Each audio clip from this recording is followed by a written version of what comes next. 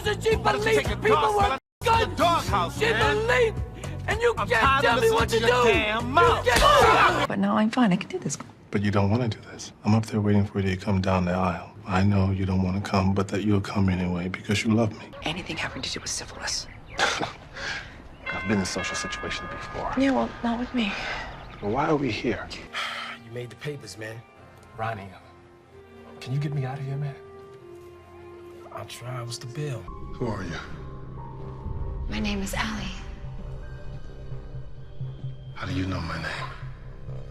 Thelonious. I taught my son how to play when he was about your age. Where is your son now? Dead. How gay is this, Sandy? We love gay.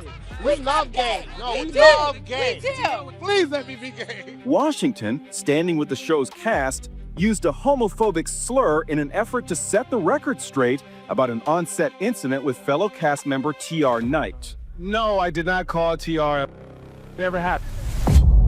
How does a man get fired from the biggest show on television for a single word, publicly accused of homophobia by his own castmates, and then, in the very same decade, become the first African American in history to be granted full citizenship to an African nation based entirely on the DNA running through his own blood? Isaiah Washington's story doesn't fit neatly into one narrative, no matter how hard the tabloids tried to force it into one. Before this video is over, you're going to find out exactly what happened on that Grey's Anatomy set, and exactly how a simple DNA test turned into something that had genuinely never happened before, anywhere to anyone. 2 bombshells. Stay with us. Isaiah Washington was born on August 3rd, 1963 in Houston, Texas. Before Hollywood ever entered the picture, he served in the United States Air Force, an experience he's credited with instilling the discipline that shaped the rest of his life. After his service,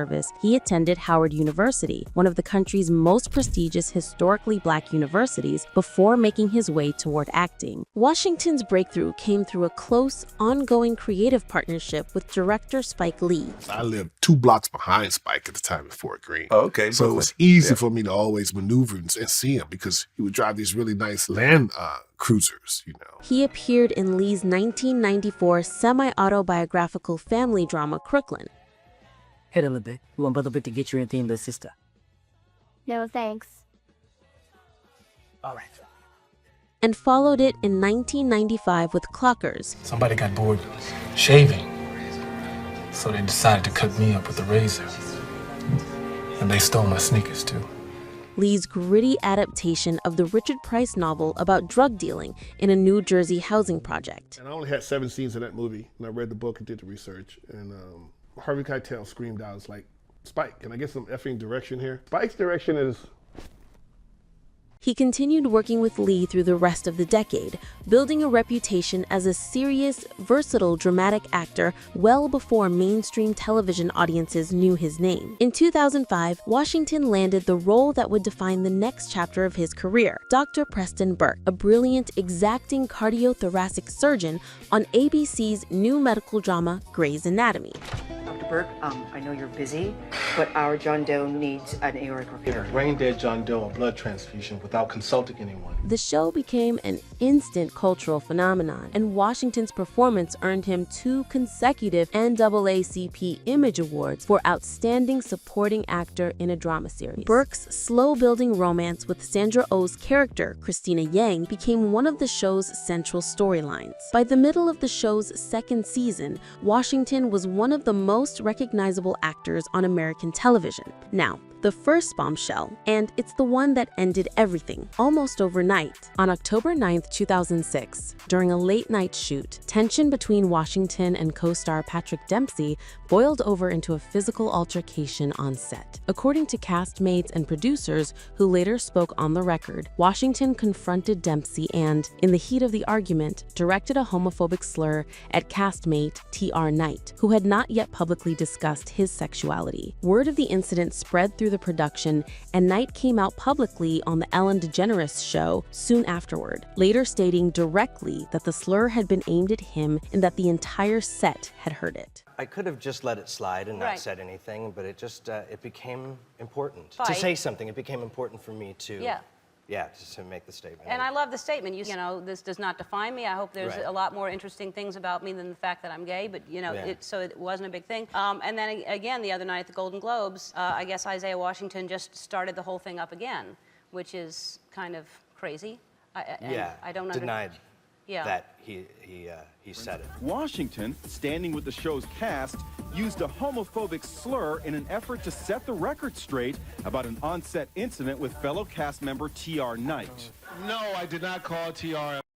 Never happened. Then in January 2007, at the Golden Globe Awards, as the Grey's Anatomy cast accepted the award for Best Drama, a reporter asked Washington directly about the October incident backstage. He denied it, using the exact same slur again in the process of denying he'd ever said it. When you left in 2007, when you left Grey's Anatomy, there was so much conversation around your departure because you had allegedly made a homophobic comment about your former co-star, T.R. Knight, and eventually you did apologize for that. I'm sure you did your own soul searching through all of that. No. There's no soul searching and no apology to T.R. Knight. What I apologize for, and I will continue to apologize for if you're going to be accused of something, you don't go in the Golden Globes and use the very word that you've been accused of using. The moment ignited a full-blown media firestorm. Gay rights organizations and co-star Katherine Heigl publicly denounced him. Washington issued a public apology, entered counseling, and filmed a public service announcement about the power of hurtful language. It wasn't enough. On June 7, 2007, ABC announced it would not renew his contract, effectively firing him from the show.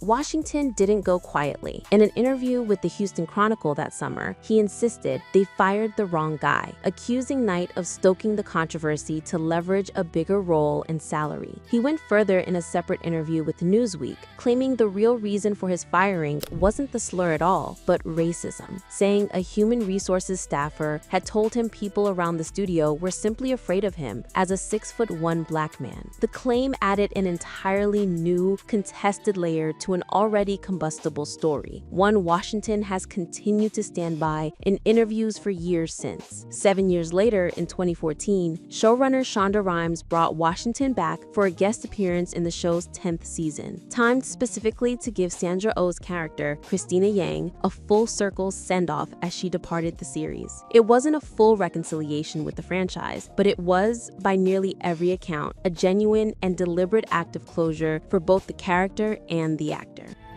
I was very surprised. Fascinating. Thank you, Dr. Yang. Now, the second bombshell, and this one takes the story somewhere almost nobody expected. I was given this wonderful rebirth in 2005, and I found out mitochondrial DNA in my maternal lineage.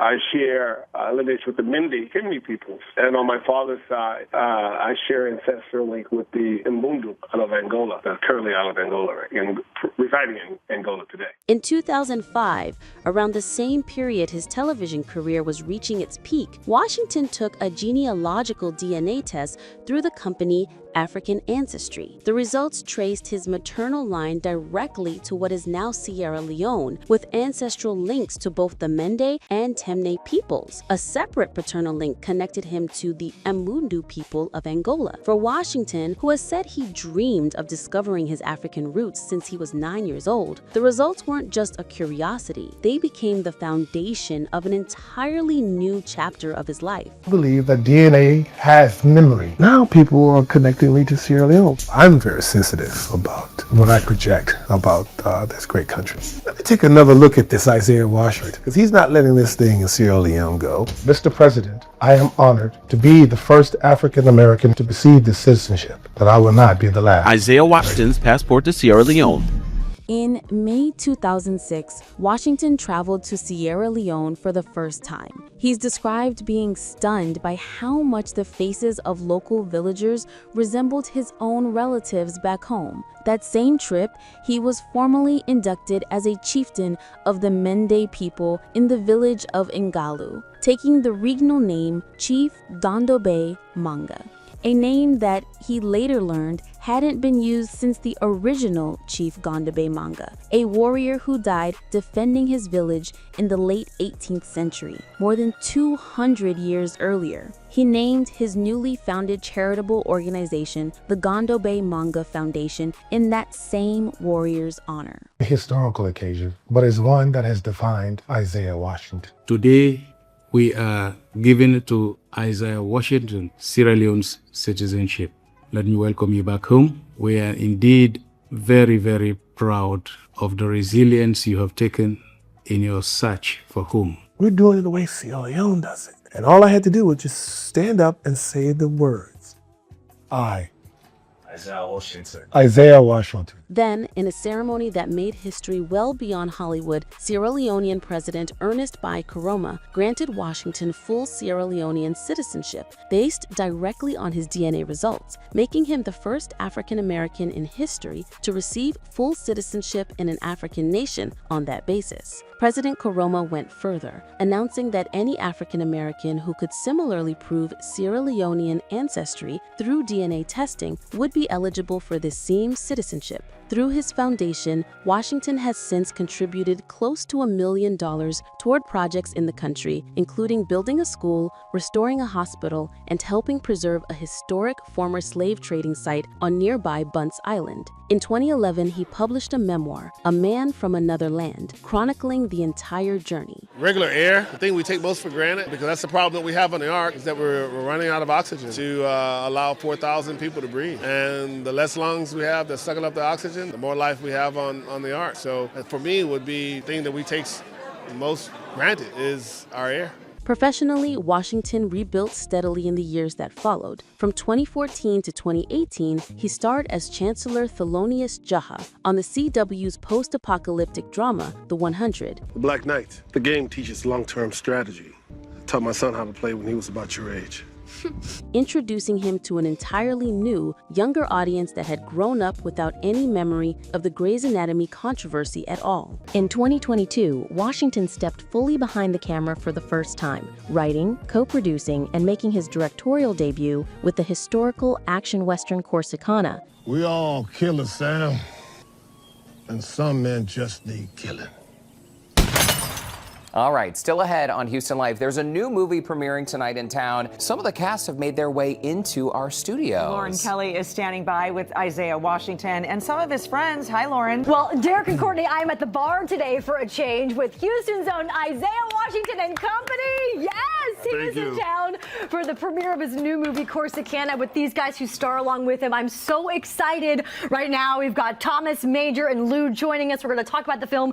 A full circle moment for an actor whose career had, by that point, spanned nearly 3 decades, 2 continents, and one of the most publicly scrutinized falls from grace in recent television history. Politically, Washington's public positions have shifted noticeably over the years. He publicly endorsed Green Party candidate Jill Stein for president in 2016, before later becoming associated with the #Walkaway movement, a group of self-described former progressives who publicly renounced the Democratic Party. So where does that leave him now? Isaiah Washington's career refuses to be reduced to a single headline, however tempting that might be. He's a man who lost one of the biggest jobs in television over language that genuinely hurt people, and who has spent years since disputing exactly why it happened. He's also a man who took a simple DNA test and turned it into a citizenship, a chieftaincy, a foundation, and a school full of children in a country he'd never set foot in before turning 42. Both of those things are true about the same person in the very same decade of his life.